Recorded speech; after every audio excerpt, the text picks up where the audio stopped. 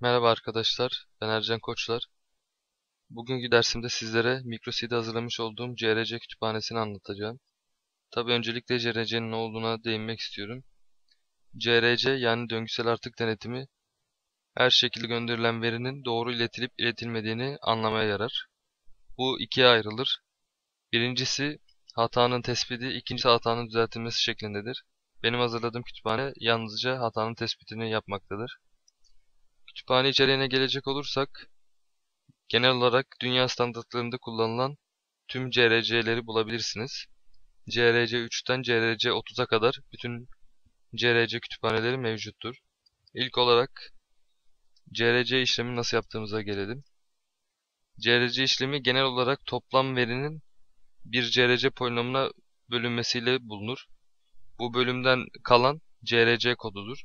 Fakat bunu kesinlikle desimal tabanda yapamayız. Bunu binary kodlarıyla yapmak zorundayız. Bölme işlemini de XOR ya da ayrıcalıklı veya sistemiyle yapmaktayız. Gördüğünüz gibi 0 ile 0 0 verir. 1 ile 1 1 0 sonucunu verir. Her şekilde sonuç 1'dir. Bunu kısa bir örnekle anlatmak istiyorum. Örnek olarak CRC7 örneği verelim. CRC7 polinomu, bunlarla ilgili genel kabul görmüş polinomları sayfamda bulabilirsiniz. X üzeri 7 diyor. Bir ekleyelim. 6, 5, 4, 3, 2, 1 ve 0. Evet, gördüğünüz gibi CRC7 polinomu bu şekilde. 8 bitten oluşmakta. Zaten bir fazlası oluyor. Kalan kod 7 bittir. Rastgele bir veri belirliyorum kendime. Uzun olmaması için 8 bitlik bir veri belirliyorum. Bunu kafamdan yazıyorum. Burada önemli olan verinin sonuna CRC'nin sayısı kadar bit eklenmelidir. Yani 1, 2, 3, 4, 5, 6, 7 tane sıfır eklendi. Benim XOR'lamam gereken veri burada. Aşağı alarak hemen hızlıca yapalım. Polinomumla sürekli XORlayarak gidiyorum. Evet, 1 ile 1 0, 0, 1, 1, 0, 0, 0 ve 0. Gördüğünüz gibi başta 2 tane 0 olduğu için bunlar yukarıdan aşağıya 2 tane 0 ekliyorum. Karışmaması için sildim. 1, 2. Ardından tekrar XORluyorum. Tabi bu sıfırları, başta olan sıfırları görmüyorum. Tekrardan geldiğimde yine 1 ile 1 0, 1 0 0 1 0 0 1 oldu. Tekrar 1 0 olduğu için bir 0 daha aldım, aşağı indirdim. Tekrardan polinomumla XORluyorum.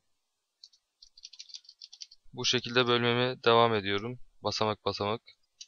Yine 0 0 0 1 1 0 1 1. 3 tane 0 olduğu için 3 tane 0 alıyorum buradan. Bunları aşağı indiriyorum. Tekrardan XORluyorum. 0 1 0 1 0 0 0 1. Evet, bir tane 0 bana gerekli. Onu da aldım aşağıya. Tekrardan XORluyorum.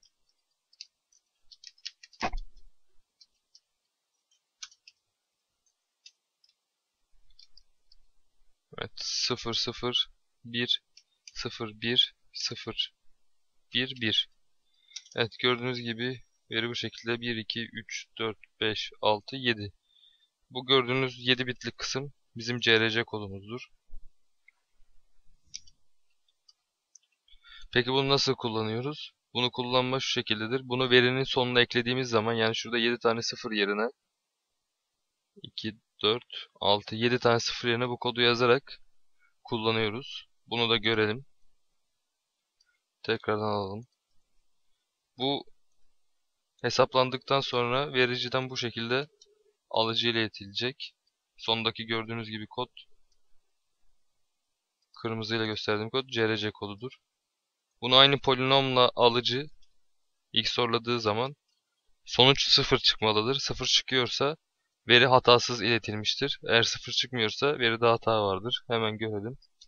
0 0 1 1 0 0 0 0. 2 tane 0 olduğu için ilk 2 taneyi alıyorum aşağı. Tekrardan XORluyorum.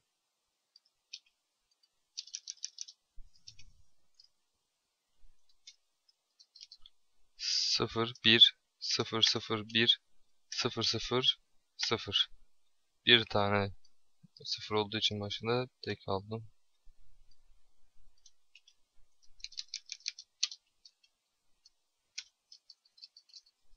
Evet, 0 0 0 1 1 0 0 1. 3 tane 0 olduğu için 3 tane aldım.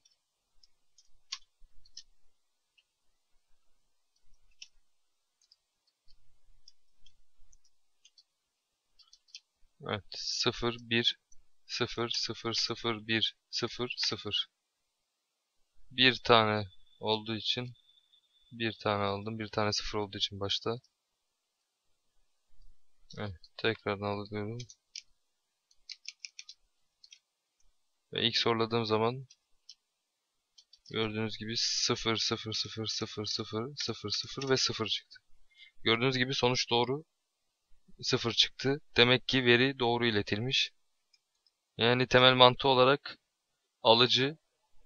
gönderici genel veriyle CRC kodunu hesaplıyor. Bu kodu verinin sonuna ekliyor. Bu şekilde alıcıya yolluyor. Alıcı da aynı polinomu bildiğinden bunu çözümlüyor ve sonuç 0 çıkarsa veriyi doğru aldığını kabul ediyor. Temel mantık olarak bu şekilde. Şimdi burada yaptığımız örneği programda görelim. Evet, 8 bitlik verimizi alalım. Öncelikle çalışma mantığından bahsedeyim.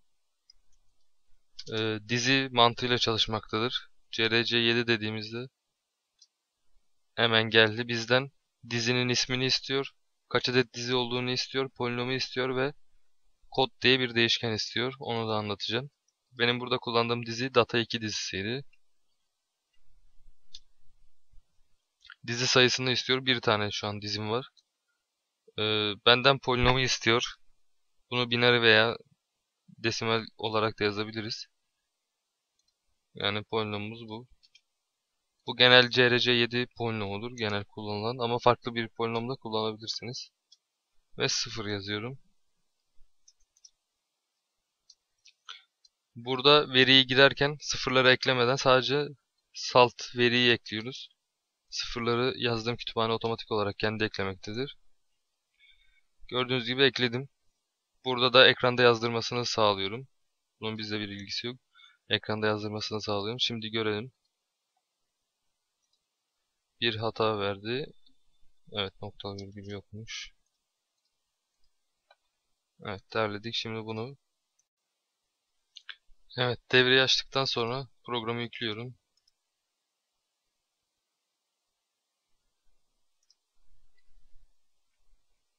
Ve aktarıyorum. Kamerayı da açarak size de göstereyim. Evet, gördüğünüz gibi 43 değerini yazdırıyor. Bu tabi desimal tabanda olarak yazdırıyor. Bunu hemen MicroC'nin dönüştürücüsünden yazdığımda gördüğünüz gibi bu sonucu verdi. Bana 7 bit gerekli buradan. Oradan kopyaladım, buraya yazdığımda gördüğünüz gibi sonuç aynı. Peki ya bunu alıcı olarak kullandığımızda verinin doğru olup olmadığını nasıl hesaplayacak? Burada gördüğümüz 0 aslında verinin sonuna eklenen kodu ifade etmektedir. Biz elde ettiğimiz CRC kodunu direkt desimal olarak ya da biner olarak da yazabiliriz. Bu halde bu verinin sonuna burada yazılı olan kodu ekleyecektir. Yani bizim CRC kodumuzu. Bunu da hemen derleyerek görelim.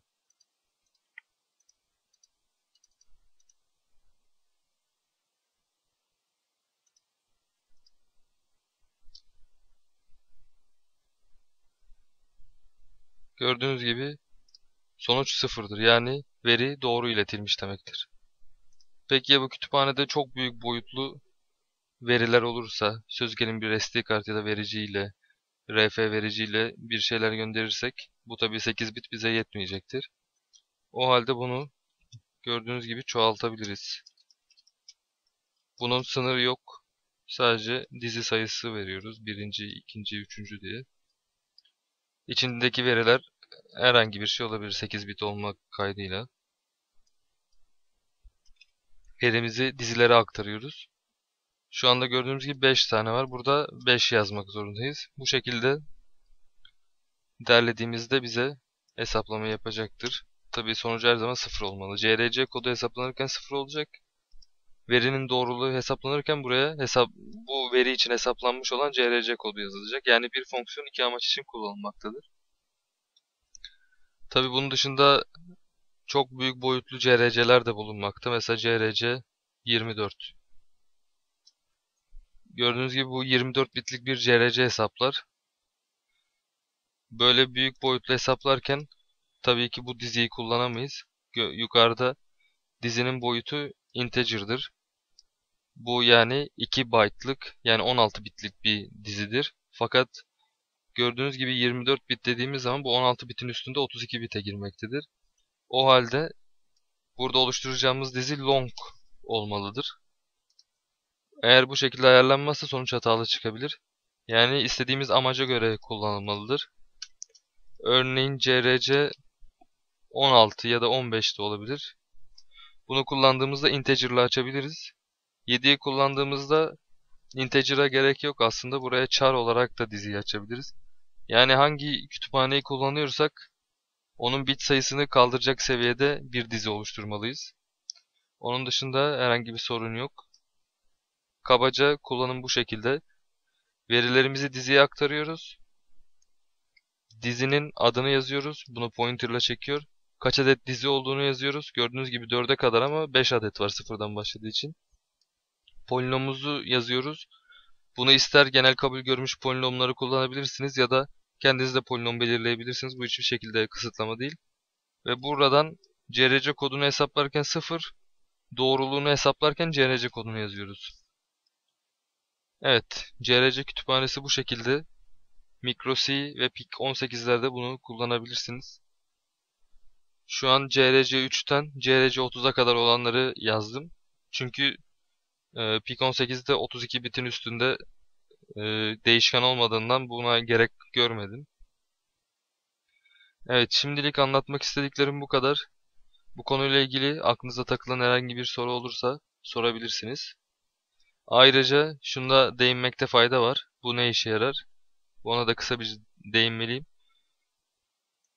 İster kablodan veri gönderilsin, ister telsiz olarak gönderilsin. Veriler her şekilde bozulmaya uğrar. Kesinlikle bir kontrol sistemi bulunmak zorundadır.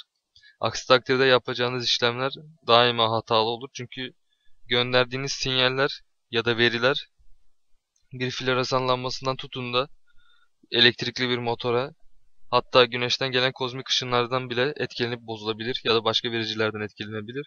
Bu sebeple CRC konusu çok önemlidir.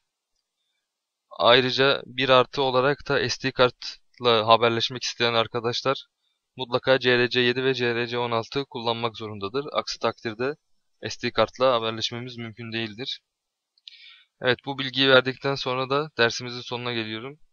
Aklınıza takılan bir şey olursa sorabilirsiniz. İzlediğiniz için teşekkürler.